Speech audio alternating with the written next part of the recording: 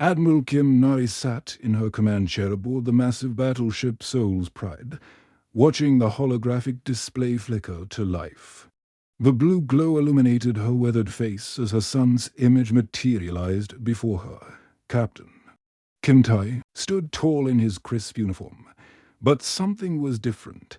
His usual confident smile seemed softer, almost vulnerable. "Mother," Tai began, his voice echoing through the secure communication channel that stretched across 3-star systems. "I have something important to tell you." Nari leaned forward, her military instincts already on high alert. In 30 years of service, she had learned to read people, and her son was nervous about something big. The hologram shifted, and Nari's breath caught in her throat. Standing beside Tai was a being unlike anything she had ever seen. The creature appeared to be made of living crystal, its translucent body catching and reflecting light in mesmerizing patterns. It stood nearly 7 feet tall, with graceful limbs that seemed to flow like liquid glass, where a human face would be. Geometric patterns pulsed with soft, rainbow colors. "This is Hannibal," Tai said, placing his hand gently on the alien's crystalline shoulder. "She's an ambassador from the Astral Collective." The being called Hannibal stepped forward, and when she spoke, her voice was like wind chimes dancing in a summer breeze. "Honored Admiral Kim Nari, your son speaks of you with great respect and love." Nari's jaw tightened. She had dealt with many alien species during humanity's expansion into the galaxy. The insectoid mantech traders, the gaseous nebula drifters, even the mechanical gear mines from the outer rim. But the Astral Collective was different. They were ancient, powerful, and completely alien in their way of thinking. "Tai," Nari said carefully, "why are you introducing me to the ambassador?" Her son took a deep breath, and Nari saw him glance at Hannibal with an expression she recognized all too well. It was the same look his father had given her 40 years ago when he proposed marriage on the observation deck of a mining station. "Mother, Hannibal and I have decided to undergo the unity ritual." The words hit Nari like a plasma torpedo to the chest. She gripped the armrests of her chair so hard her knuckles turned white. The unity ritual was legendary among spacefaring civilizations. It was said that to beings who underwent the process would have their minds permanently joined, sharing thoughts, memories, and consciousness for all eternity. "You mean marriage?" Nari asked, though she already knew the answer was far more complicated. Hannibal's crystalline form brightened, the colors within her body swirling faster. "Your human concept of marriage is similar, but the unity ritual goes beyond your understanding, Captain Kim Tai, and I will become one consciousness existing into bodies. We will share every thought, every memory, every emotion." Tai stepped closer to the camera. "Mother, I know this sounds crazy, but what Hannibal and I have discovered is incredible. No human has ever achieved this level of connection with the collective. I'll be able to access their knowledge banks, their technology, their understanding of the universe, and they'll have access to everything human," Nari said quietly, her military mind immediately grasping the implications. "Our strategies, our weaknesses, our military secrets. It's not like that," Tai protested. "The collective doesn't think in terms of conquest, war. They're explorers, scientists, philosophers. They've been traveling the galaxy for millions of years, gathering knowledge and understanding." Nari stood up from her chair and began pacing round the holographic display. Through the massive windows of her command deck, she could see the blue and green marble of Earth spinning slowly in the distance. Humanity had come so far in just a few centuries. From a single planet to a sprawling interstellar civilization, with colonies on hundreds of worlds. "Tai, you're humanity's youngest fleet commander," she said, turning back to face the hologram. "The Defense Council chose you to lead the Fifth Fleet because of your tactical brilliance and Your understanding of human nature. If you undergo this ritual, will you still be human? The question hung in the air like smoke from a damaged engine. Hannibal's colors dimmed slightly, and Ty's expression grew serious. I'll be more than human. Mother, I'll be a bridge between two civilizations. But Nori saw something else in her son's eyes. Love. Pure, honest love for this crystalline being from across the galaxy. It reminded her of herself at his age. Willing to risk everything for the person who had captured her heart. The problem was, this wasn't just about love. This was about the future of humanity itself. Round them, the vast command center of souls pride hummed with activity. Technicians monitored long-range sensors. Communications officers relayed messages between the fleet's 60 ships and tactical. Specialists tracked the movements of merchant vessels and potential threats throughout the system.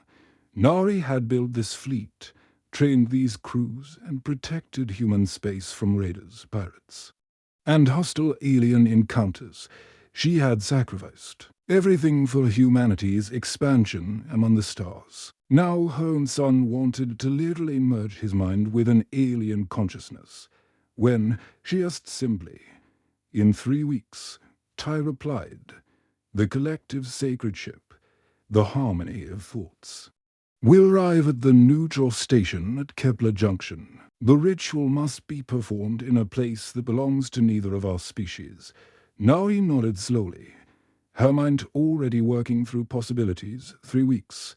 That gave her time to think, to plan, to figure out how to protect both her son and humanity from what she was certain would be a terrible mistake. "I see," she said finally. "Well, congratulations, Ty. I hope you'll both be very happy." But as the hologram flickered and died, leaving her alone in the blue glow of the command center, Admiral Kim Nari was already forming a plan that would change the course of galactic history. The hidden bunker beneath Earth's lunar base hummed. With illegal activity, Admiral Kim Nari stood before a massive table covered with stolen alien technology, her heart pounding as she watched her team of Black Ops specialists work in the shadows. For 3 weeks, she had been planning something that went against everything she had sworn to protect as a military officer. "Admiral, the collective energy crystals are ready," whispered Commander Park Jin, her most trusted operative. His scarred face showed the strain of working with technology that could kill them all if handled. "Wrong. We've managed to reverse engineer their quantum signature patterns." Nari nodded, staring at the glowing purple crystals that pulsed with otherworldly energy. 2 years ago, her forces had recovered these fragments from a crashed collective scout ship near the Titan colonies. The official reports said the wreckage had been destroyed. But Nori had secretly ordered the most advanced pieces brought to this hidden facility. "What about the temporal displacement generators?" she asked, moving to another section of the lab where her scientists worked frantically on devices that bent space and time itself, functional but unstable, replied Dr. Lee Boram, the project's lead scientist. Her white lab coat was stained with strange alien fluids that glowed softly in the dim light. "We can create the same time distortion effects the collective uses in their attacks. But we only have enough power for one major operation." Through the reinforced windows of the bunker, Nari could see Earth's blue surface hanging in the black void of space. Somewhere out there, her son was preparing for a ritual that would change him forever. She had to stop it, even if it meant becoming the villain in his story. "Target confirmed," announced Lieutenant Kim Sujin from her position at the communications. "Ray, Kepler Station is a perfect choice. It's a mining colony with minimal defenses, located in the outer rim where response time will be slow." Nari walked over to the holographic display showing Kepler Station floating in the darkness between two dead planets. The mining facility was home to 15,000 colonists who worked day and night extracting rare metals from the asteroid fields. They were good people, hard-working families who had chosen the dangerous life of deep space mining to build a better future for their children. What she was about to do would destroy their lives. "Admiral," Commander Park said quietly, "are you certain about this? Once we activate the collective weapons, there's no going back. The attack signature will be identical to their technology." Nari closed her eyes for a moment, thinking of her son's face when he looked at the crystalline alien. The love in his eyes had been real. But love could blind people to danger. The collective had lived for millions of years, traveled between galaxies, and accumulated knowledge beyond human understanding. What if they were simply using Tai to gain access to human military secrets? "Initiate the operation," she commanded. The bunker erupted into controlled chaos. Technicians activated the stolen collective crystals, filling the air with a high-pitched whining sound that made everyone's teeth ache. The temporal displacement generators began spinning up, creating visible distortions in the air that made the room look like it was underwater. Deploying remote attack drones, called out Specialist Choi Minho from his pilot station on his screens. 6 sleek black spacecraft launched from hidden bays on the dark side of the moon. Each drone was equipped with collective energy weapons and cloaking technology that would make them invisible to human senses. Nari watched the countdown timer on the main display. In 30 minutes, the drones would reach Kepler Station and begin their assault. The attack would last exactly 17 minutes. Long enough to cause significant damage, but short enough to prevent a detailed investigation of the wreckage. "Admiral, incoming transmission from Captain Kim Tai," announced the communications officer. Nari's blood turned cold on screen.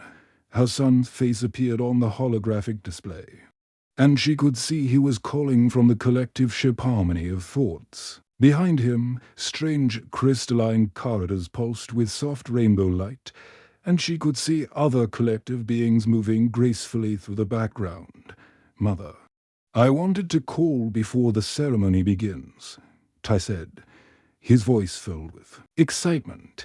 "Hannibal is teaching me their meditation techniques. I can already feel my mind expanding, becoming more aware of the connections between all living things." "That's wonderful, son," Nari replied, forcing a smile while her team continued their deadly work around her. "I'm very happy for you. I know you were worried about the Unity ritual changing who I am," Tai continued, "but I want you to know that I'll always be your son. The human part of me will never disappear." As he spoke, warning lights began flashing throughout the bunker. The attack was beginning. "Sir, drones have reached the target," reported Commander Park, beginning assault sequence on the tactical display. Nari watched in horror as her weapons unleashed hell on the innocent mining station, crystalline.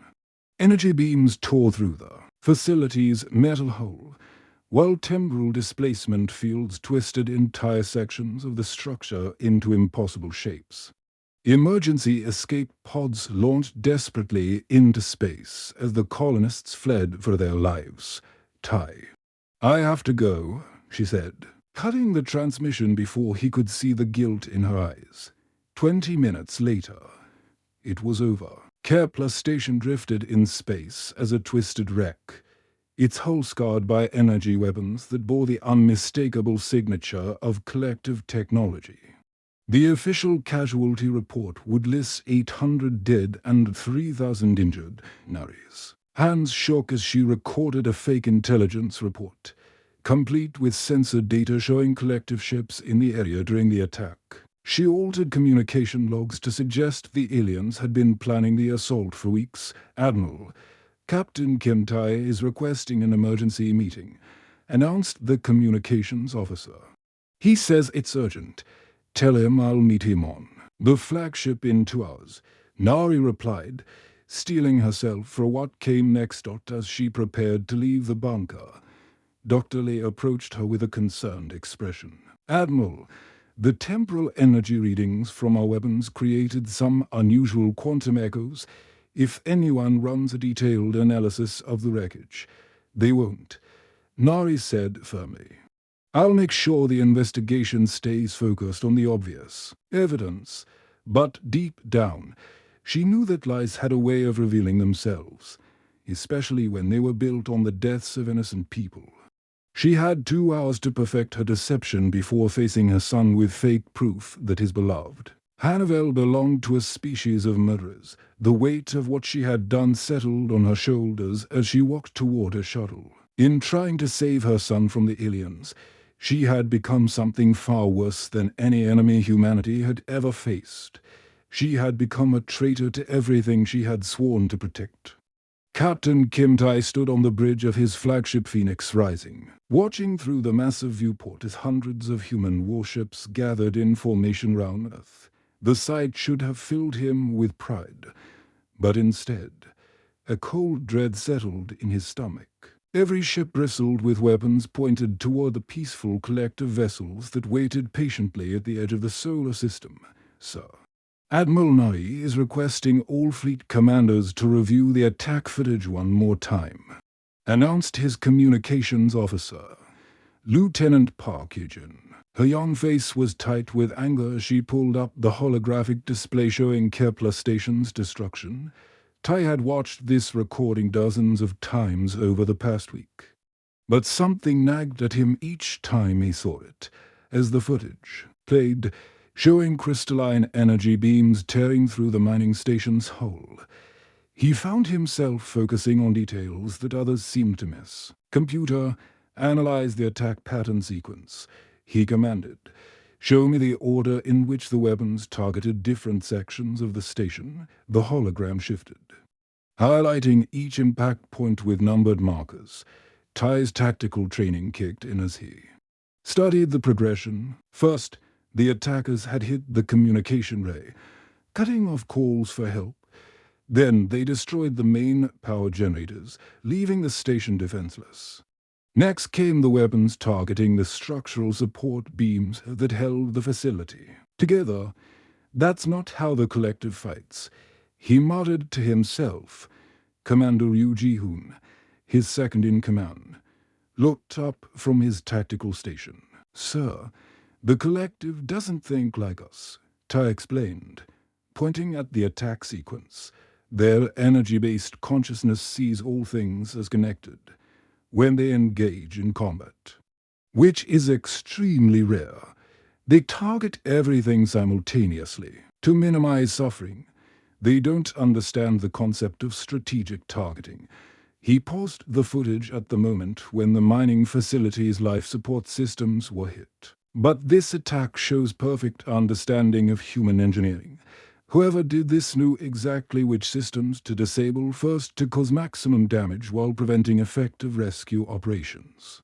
Meanwhile, on the other side of the solar system, something extraordinary was happening aboard the collective mothership Harmony of Thoughts. Hannibal stood in the center of a vast crystalline chamber, surrounded by hundreds of her people. Their bodies pulsed with soft light as they shared their collective consciousness with human investigators. The scene was unlike anything humans had ever witnessed. 3 dozen human intelligence officers sat in meditation poses, their minds linked to portable collective interface devices that looked like glowing crystal headbands. Through these connections, they could directly access the aliens' memories and thoughts. The sensation is incredible, whispered Dr. Kim So-young, the lead xenopsychologist. I can feel their genuine confusion about the attack. They truly don't understand why we think they're responsible. Agent Lee Dong-wook, a veteran interrogator who had broken the minds of the galaxy's most dangerous criminals, emerged from his connection with tears streaming down his face. Admiral, these beings are incapable of deception. When they connect minds, lies become impossible. I've seen their memories going back thousands of years, and there's no record of them ever attacking a peaceful settlement. Hannibal approached the human investigators, her crystalline form reflecting the soft blue light of Earth visible through the ship's transparent walls. Honored humans, we offer you something no species has ever requested. Complete access to our sacred archive, the repository of all knowledge we have gathered in our millions of years of existence. The sacred archive materialized round them, like a living library made of light and crystal. Ancient memories played in the air like three-dimensional movies, showing the collective's journey across galaxies. Their peaceful contact with thousands of civilizations, and their dedication to understanding and preserving life throughout the universe. We do not understand your concept of deception, Hannibal said, her voice like musical crystal chimes. Our unity makes lies impossible. When minds are truly connected, there can be no falsehood, no hidden agenda, no secrets. Back on the Phoenix, rising, Ty was deep in his investigation when something caught his attention. He had been reviewing classified military files, looking for any previous encounters between humans and the collective, when he stumbled across something that made his blood run cold. Computer, show me all access logs for a captured alien technology. Over the past 6 months, he commanded, the display filled with data streams, most of them routine research projects and weapons testing. But one pattern stood out like a flashing red warning light. Someone with high-level clearance had been accessing files related to collective technology for weeks before the attack on Kepler Station. Cross-reference these access logs with senior military personnel, Ty ordered, though he already feared what he would find. The computer's response hit him like a physical blow. Access logs show repeated entry by Admiral Kim Nori. Authorization code Alpha 77 Omega. His mother. Ty stumbled backward, his mind reeling. He pulled up more files, diving deeper into the classified archives that his captain's clearance barely allowed him to access. What he found painted a picture that made him sick to his stomach. 2 years ago, his mother's forces had recovered wreckage from a crashed collective scout ship. The official reports said the debris had been destroyed, but the access logs told a different story. Pieces of collective technology had been secretly transported to a hidden facility on Lunar Base. "Sir, are you all right?" Commander Ryu asked. Noticing his captain's pale face, Ty ignored him, pulling up more data. Energy consumption records from Lunar Base showed massive power spikes on the day of the Kepler Station attack. The timing was too perfect to be a coincidence. His personal communicator chimed with an incoming message from Hannibal. Her crystalline face appeared in the small holographic display. And even through the transmission, he could sense her distress. "Beloved Ty, our quantum archaeologists have discovered something disturbing in the wreckage of the mining station. The weapons signatures are indeed from collective technology, but they carry traces of human quantum manipulation.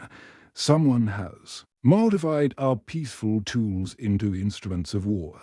The final piece of the puzzle clicked into place. His mother hadn't just stolen collective technology. She had weaponized it and used it to frame the aliens for a massacre. The woman who had taught him about honor and duty had orchestrated the murder of innocent colonists to prevent his unity ritual with Hannibal. Ty looked out at the gathering human fleet. Weapons charged and ready to begin a war based on lies. Somewhere in that formation was his mother's flagship, and aboard it was the woman who had betrayed everything they both claimed to believe in.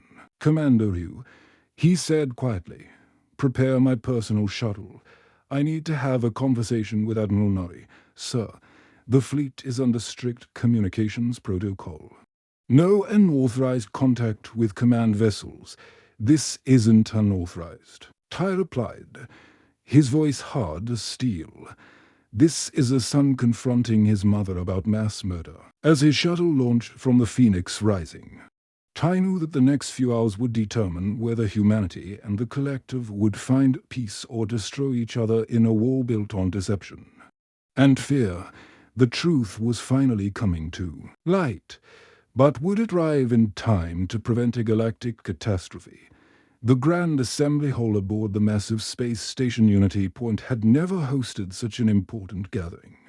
Representatives from 47 human colonies floated in, anti-gravity pods ranged in a perfect circle, while dozens of collective beings stood in the center like living pillars of crystal and light. The tension in the air was so thick it could be cut with a plasma blade. Captain Kim Tai walked slowly to the center podium, his military boots echoing against the metal floor. Every eye in the chamber was focused on him as news drones hovered, silently broadcasting this moment to billions of beings across the galaxy. Behind him, massive viewing screens showed the human war fleet still positioned for battle. Their weapons trained on the peaceful collective ships, honored representatives of humanity, and the astral collective. Tai began, his voice carrying clearly through the chamber's advanced sound system. I stand before you today not as a military officer, but as someone who has discovered a tale. Truth. Admiral Kim Nari sat in the accused section, flanked by two military police officers. Her weathered face showed no emotion, but Tai could see the pain in her eyes. She had raised him to be honest and honorable, and now he was about to expose her greatest betrayal to the entire galaxy. The attack on Kepler Station was not carried out by the collective, Tai announced, and the chamber erupted in shocked murmurs. It was orchestrated by someone in the human military using stolen alien technology. He activated his portable holographic projector, filling the air above the assembly with three-dimensional evidence, energy signature analyses. Classified access, locks, and quantum resonance patterns painted a clear picture of deception and murder. These are the lunar base power consumption records from the day of the attack, Tai explained. Highlighting massive energy spikes, someone used captured collective crystals to power weapons that mimicked their technology perfectly. Representative Chen Dawei from the Mars colonies leaned forward in his floating pod. Captain Kim, are you suggesting that a human military officer committed mass murder to frame our potential allies? I'm not suggesting it, Tai replied grimly. I'm proving it. The evidence continued to unfold in stunning detail. Hidden facility blueprints, unauthorized weapon modifications, and communication intercepts that showed the careful planning behind the false flag operation. The assembled dignitaries watched in growing horror as the scope of the deception became clear. But then Tai did something that surprised everyone. However, he said, his voice taking on a different tone, I'm not here today to destroy careers or seek revenge. I'm here to propose something that could change the future of both our civilizations. He gestured toward Hannibal, who stood among her crystalline people like a beacon of calm light. The collective has shown us something remarkable over the past week. When faced with accusations of mass murder, they didn't respond with anger or threats. They opened their most sacred archives to our investigators. They submitted to interrogation techniques that could have damaged their collective consciousness. They chose trust over suspicion. The collective beings began to glow brighter, their bodies resonating with harmonious frequencies that filled the chamber with an almost musical hum. This crisis has revealed both our greatest weakness and our greatest strength, Tai continued. Our weakness is fear of the unknown. Our strength is our ability to learn from our mistakes and become better. He activated another holographic display, this one showing a complex organizational chart.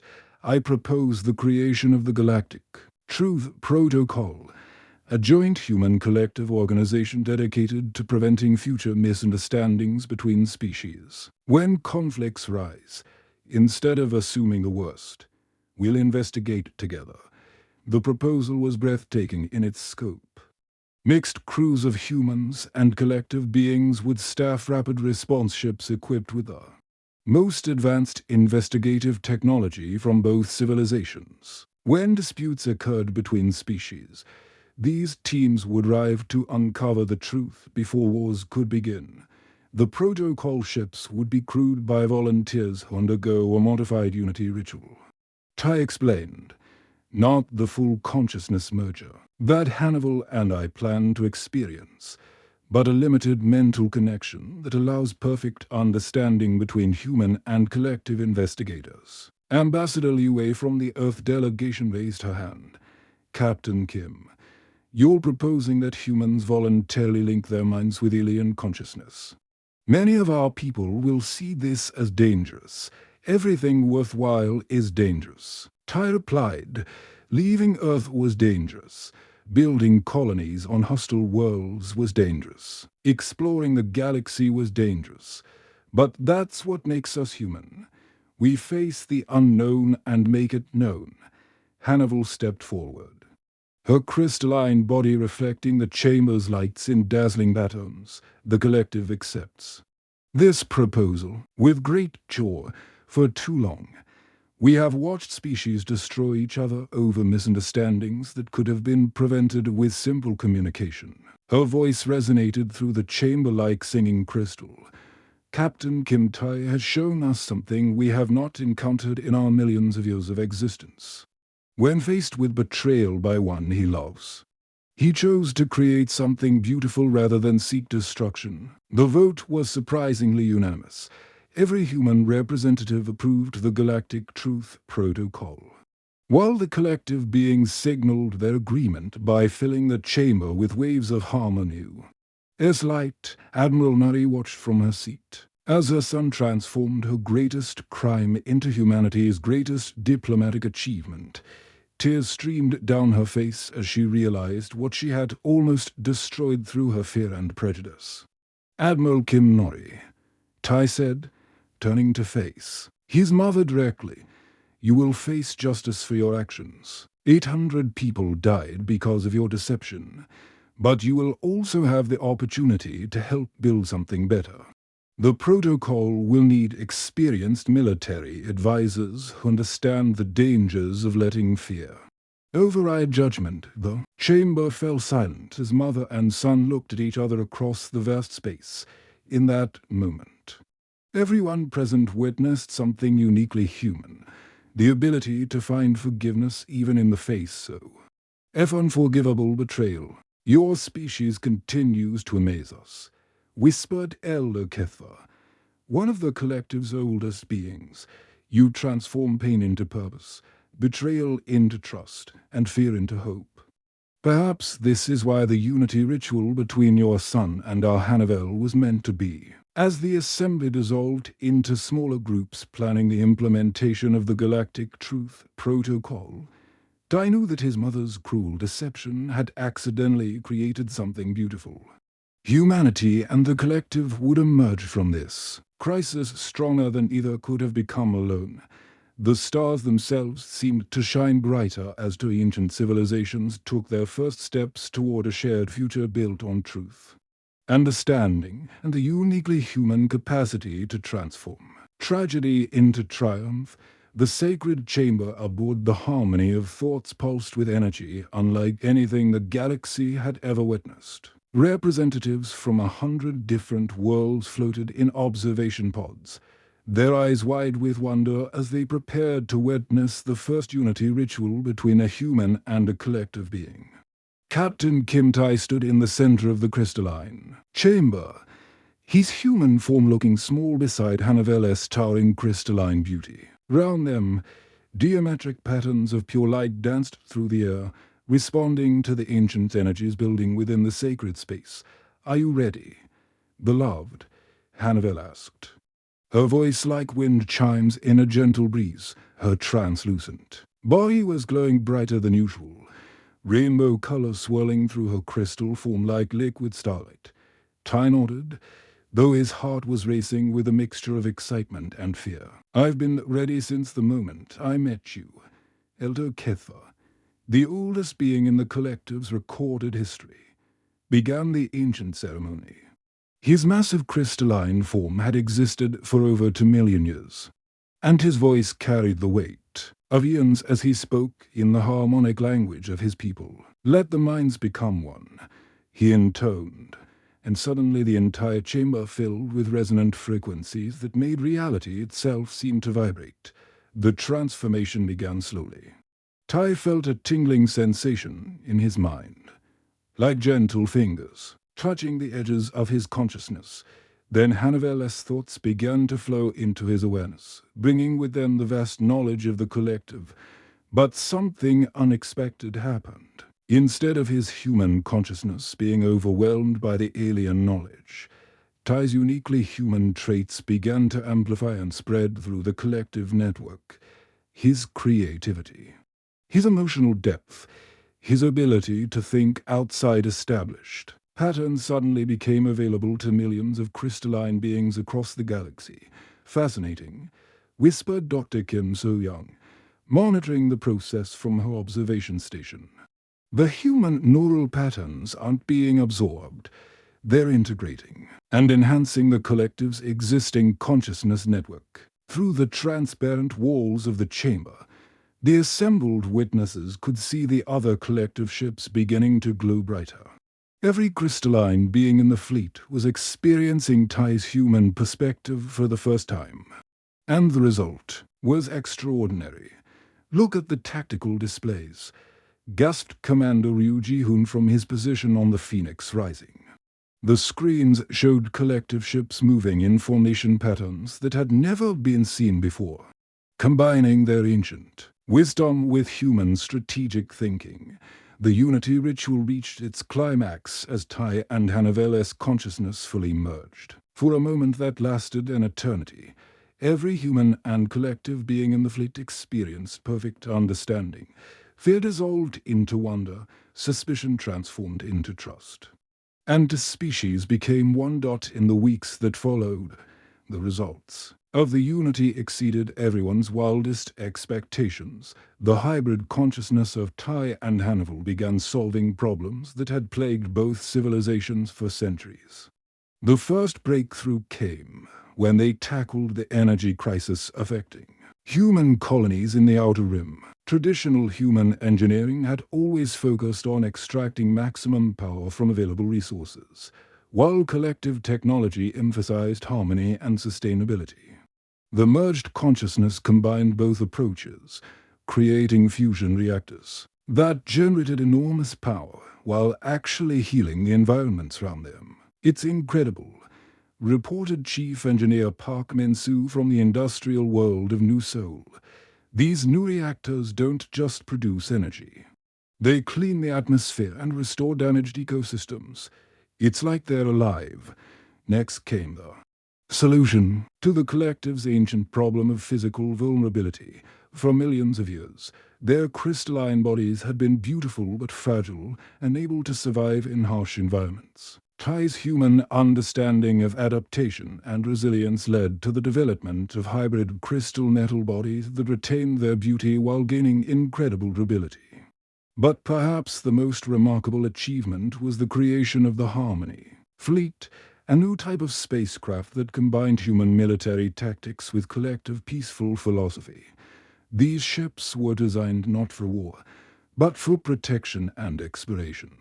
They could defend themselves if necessary, but their primary purpose was to spread understanding and cooperation throughout the galaxy. The ships are works of art, marveled Admiral Chen Lue as she watched the first Harmony vessel launch from the Joint Construction Facility orbiting Mars. The craft looked like a fusion of crystalline cathedral and sleek human warship, its hull shifting between solid metal and translucent crystal depending on its mission requirements. Meanwhile, on the prison colony of Titan Station, Admiral Kim Nori was serving her sentence in a rehabilitation facility designed to help military officers who had lost their way. The facility was more like a research station than a traditional prison, where inmates worked to understand the psychological factors that led to their crimes. Nari spent her days analyzing her own actions, trying to understand how fear had driven her to commit mass murder. She worked with therapists, both human and collective, learning to recognize the thought patterns that had led to her betrayal of everything she claimed to believe in. 6 months after the Unity ritual, She received an unexpected visitor. The security guards led her to a private meeting room where a figure waited in the soft lighting. At first glance, he looked like her son Tai, but something was different. His eyes held depths that seemed to contain entire universes. "Hello, Mother," he said, and his voice carried harmonics that made her heart sing. Nari broke down in tears as she saw what her son had become. He was still human, but he was also something more. The collective consciousness hadn't consumed his humanity. It had elevated it to something transcendent. "I'm so sorry," she whispered, and able to meet his eyes. "I nearly destroyed everything because I was afraid of losing you." Tai moved closer and placed his hand on her shoulder. The touch carried with it a flood of understanding and forgiveness. That came not just from her son, but from the entire collective consciousness. "You didn't lose me, Mother," he said gently. "You helped me become who I was meant to be. Your fear, your desperate actions, even your betrayal. It all led to something beautiful. The galactic truth protocol exists because of what you did. The unity between our species is stronger because we've already survived the worst that fear and misunderstanding could throw at us." Nari looked up at her son's face and saw something that took her breath away. His eyes still held the same warmth and love she remembered from his childhood. But now they also held the wisdom of an entire civilization, the experience of countless alien minds, and the hope of a future where species could truly understand each other. "The universe is vast and full of wonders," Tai continued, his voice carrying the authority of both human experience and collective wisdom. "Thanks to what happened, humanity will never have to face that vastness alone again. We have partners now, friends who think in ways we never imagined possible, through the facility's windows." Nari could see the stars shining with what seemed like new brightness. Somewhere among those stars, human and collective crews were working together on ships that defied the imagination, exploring galaxies and building bridges between species that had never known each other. "Existed. You tried to save humanity from losing me," Tai said with a smile that contained the joy of two civilizations. "Instead, you helped humanity gain access to the stars themselves." As mother and son embraced in the quiet room, the galaxy continued its eternal dance. But now it danced to a rhythm that combined the best of human ambition with the ancient wisdom of the collective. It had given way to wonder, and isolation had transformed into unity. The future had never looked brighter. The end.